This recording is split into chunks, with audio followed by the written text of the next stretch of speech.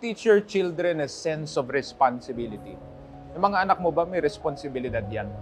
Unang-una, are they responsible sa pag-aaral? Hindi natin kailangan mag-ibalik Victorian yung mga batang yan. Pero responsable ba sila sa mga assignment nila? Ikaw ba bilang parent, nagsiset ka ng metrics na ganyan? Para sa akin, yung grades, hindi naman importante yan kung magta-top 1 yan. Basta pinaghuhusayan niya. Sense of responsibility is important. Inaayos niya ba ang higaan niya? Responsable ba siya sa pinagkainan niya? Dahil alam mo, yung mga bagay na ganyan, akala mo maliit lang. But teaching your child, teaching the people around you to be responsible sa buhay nila is a very good way to train them sa laban ng buhay. Kapag responsable ang tao at kaya niyang pangatawanan ang sarili niya, umako ng responsibilidad, magiging leader yan at magiging inspirasyon yan sa iba. Huwag mong bigyan ng responsibilidad, kunin mo lahat. Hindi na siya magwawalis kasi may kasambahay.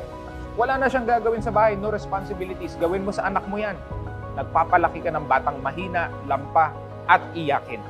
Gusto mo ba nun? Ayaw natin. Teach them responsibility at aasenso yan sa buhay.